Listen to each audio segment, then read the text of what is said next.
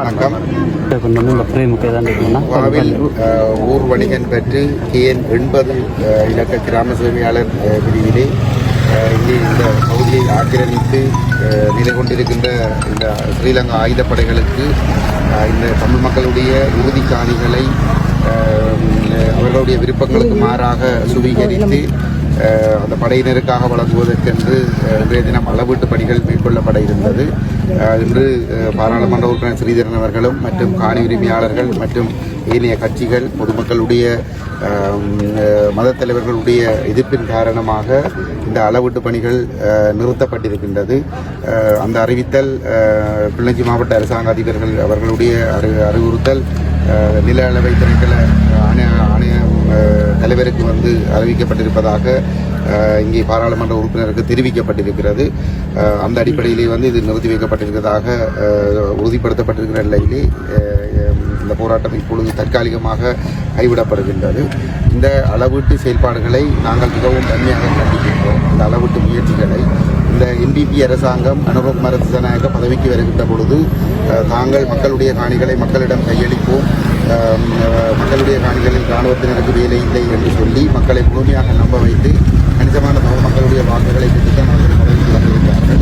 இவர்கள் பதவிக்கு வந்த பிற்பாடு கிளிநொச்சி மாவட்ட ஒருங்கிணைப்பு குழு கூட்டத்திலும் சரி அல்லது இந்த பச்சிலைப்பள்ளி பிரதேச செயலக ஒருங்கிணைப்பு குழு கூட்டத்திலும் சரி பாராளுமன்ற உறுப்பினர் ஸ்ரீதரன் அவர்களும் எங்களுடைய கட்சியின் தலைவரும் பாராளுமன்ற உறுப்பினருமான கஜேந்திரகுமார் பொன்னம்பலம் அவர்களும் மிக தெளிவாக இந்த காணிகள் மக்களிடம் கையளிக்கப்பட வேண்டும், இந்த இராணுவ முகாம்கள் அகற்றப்பட வேண்டும் என்ற நிலைப்பாடுகளை வலியுறுத்தியிருந்த பொழுது அது தீர்மானங்களாக இருக்கத்தக்கதாக NPP-யினர் இந்த இவ்வாறான ஒரு முயற்சியில் ஈடுபட்டிருப்பது என்பது அவர்களுடைய முகங்களை மக்கள் தெளிவாக புரிந்து கொள்ள வேண்டும்.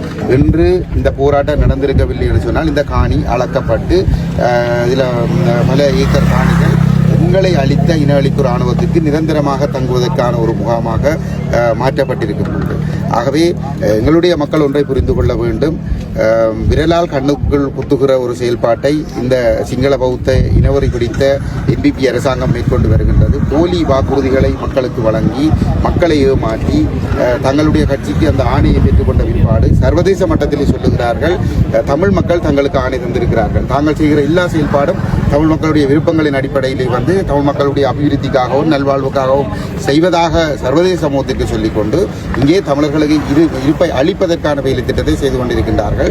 ஆகவே இந்த விடயத்தை எங்களுடைய மக்கள் தெளிவாக புரிந்து கொள்ள வேண்டும். போராடித்தான் நாங்கள் இந்த உரிமைகளை பெற்றுக்கொள்ள வேண்டும். கடந்த 15 வருடங்களாக இந்த தமிழ் தேசிய தரப்புகள் இந்த இவ்வாறான காணி அளப்புகளுக்கு எதிராக போராடித்தான் அளவீடுகள் தடுக்கப்பட்டு படிப்படியாக இந்த காணிகளில் இருந்து படைகள் விலக்கப்பட்டு இந்த காணிகள் கணிசமான அளவுக்கு மக்களுடைய கைகளுக்கு திரும்ப வந்திருக்கிறது. இன்றும் அதுதான் நிலைமை. அனுரகுமார பதவிக்கு 1.5 வருடங்களுக்கு பின்னரும் போராடினால்தான் வாழ்க்கை என்ற நிலைமைதான் இன்றும் இருக்கின்றது. ஆகவே எங்களுடைய மக்களுடைய காணிகள் எங்களுடைய மக்களிடம் ஒப்படைக்கப்பட வேண்டும். ஒரு அங்குல காணி கூட படையினருக்காக சுயரிப்பதற்கு அனுமதிக்க முடியாது. நாங்கள் அந்த மக்களோடு உறுதியாக நிற்கிறோம். நன்றி.